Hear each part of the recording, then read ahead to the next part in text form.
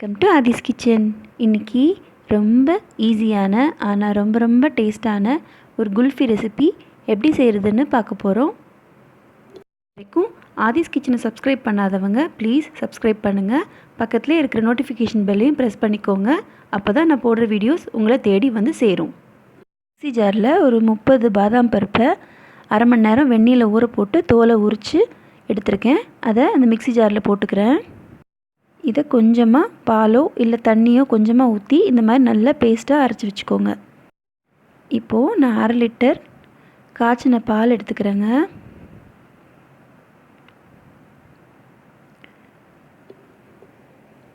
கொஞ்சம் நல்ல கொழுப்பு உள்ள பால், ஃபுல் ஃபேட் மில்க்குன்னு சொல்லுவாங்க இல்லையா, அந்த மாதிரி பால் எடுத்துக்கோங்க.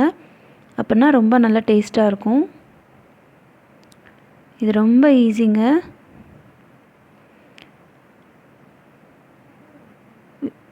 இப்போது நான் அரைச்ச விழுதை, இந்த பாதாம் பருப்பு அரைச்சோம் இல்லையா, அதை இதில் போட்டுக்கிறேன்.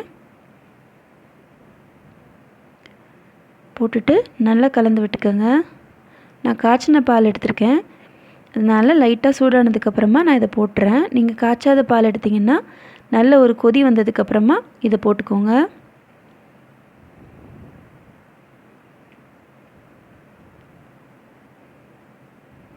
நல்லா கலந்து விட்டுக்கோங்க.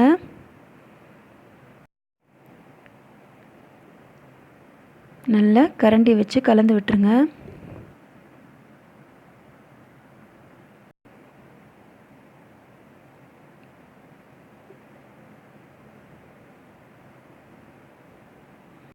பால் பொங்கும்போது அடுப்பை குறைச்சி வச்சுடுங்க. ஒரு கரண்டி வச்சு நல்லா கலந்து விட்டுக்கோங்க. அந்த ஆடெல்லாம் நல்லா வரணும்.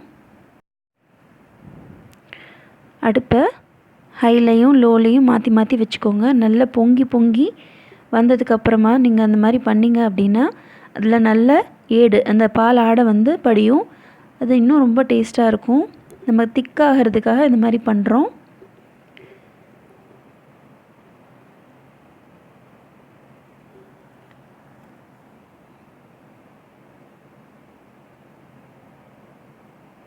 இது ரொம்ப ஈஸிங்க. இப்போது நான் நார்மல் நம்ம வீட்டில் குடிப்போம் இல்லையா, பாதாம் மில்க் மிக்ஸ் இருக்கு இல்லைங்களா, அந்த மிக்ஸை எடுத்துக்கிறேன். நான் 4 டம்ளர் பாலுக்கு, ஒரு டம்ளர் பாலுக்கு வந்து 2 டேபிள் ஸ்பூன், அப்போது 4 டம்ளர் பாலுக்கு 8 டேபிள் ஸ்பூன் எடுத்துருக்கேங்க. நீங்கள் உங்கள் டேஸ்ட் அளவுக்கு கூட்டிக்கலாம் இல்லை குறைச்சிக்கலாம்.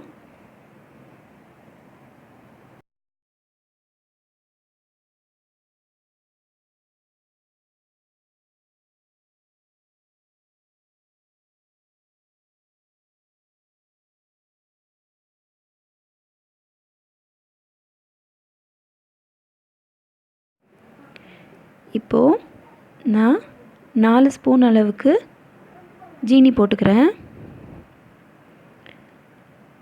நான் எடுத்துக்கிட்ட பாதாம் மிக்ஸில் இனிப்பு கொஞ்சம் கம்மியாக இருந்தது.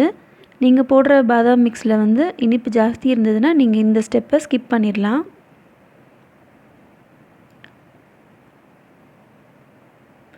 பாதாம் மிக்ஸில் நம்ம பாலில் கலந்து கொடுக்கும்போது பசங்க சாப்பிட்றதுக்கு அடம் பிடிக்கிறாங்க. அதே நீங்கள் இந்த மாதிரி போட்டிங்கன்னா, இந்த மாதிரி குல்ஃபி மாதிரி செஞ்சு கொடுத்தீங்கன்னா விரும்பி சாப்பிட்றாங்க. அதில் ஏலக்காய், நட்ஸு எல்லாம் போட்டிருக்கிறதுனால ரொம்ப வாசனையாக, ரொம்ப ஈஸி இது செய்கிறது. போட்டுட்டு நல்லா பொங்க வைங்க. அதுக்கப்புறம் அடுப்பை சிம்மில் வைங்க. இது மாதிரி ரிப்பீட் பண்ணிகிட்டே இருங்க.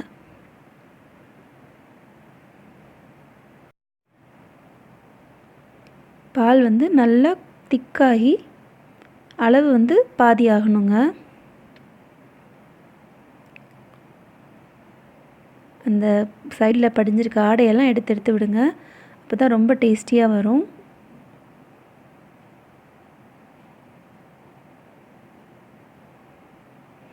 அவ்வளோதாங்க. இப்போ நான் அடுப்பை ஆஃப் பண்ணிட்டேன்.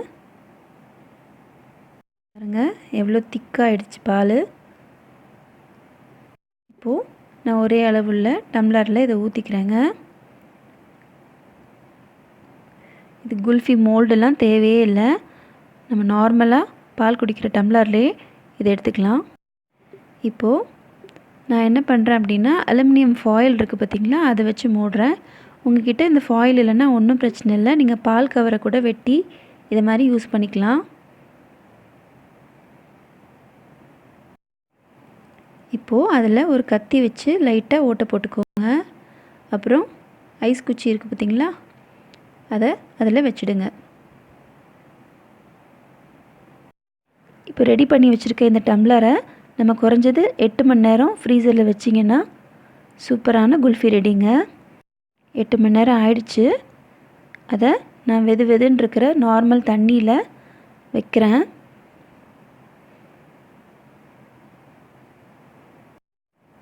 இப்போது அது மேலே வச்சுருக்கோம் இல்லையா, அந்த அலுமினியம் ஃபாயிலை ஃபுல்லாக எடுத்துடுறேன். அலுமினியம் ஃபாயில் எதுக்காக வைக்கிறோம் அப்படின்னா, மேலே வந்து ஐஸ் கட்டி ஃபார்ம் ஆகாமல் இருக்கும். அதுக்காக தான் நம்ம அலுமினியம் ஃபாயில், இல்லை பால் கவர் அது கூட வச்சுக்கலாம், பிளாஸ்டிக் கவர் ஏதாவது கூட வச்சுக்கலாம். ரொம்ப சிம்பிள், ஆனால் ரொம்ப டேஸ்ட்டாக இருக்குங்க. அவ்வளோதாங்க, பாருங்கள் சூப்பராக கலக்கலாக ரெடி ஆயிடுச்சு. பார்த்திங்களா, அதில் நட்ஸ் எல்லாம் இருக்குது, பார்க்கவே ஜம்முன்னு இருக்குல்ல. வீடியோ உங்களுக்கு பிடிச்சிருந்துச்சின்னா லைக் பண்ணுங்கள், உங்கள் ஃப்ரெண்ட்ஸோடு ஷேர் பண்ணுங்கள், மறக்காமல் என் சேனலை சப்ஸ்கிரைப் பண்ணுங்கள். பாய்.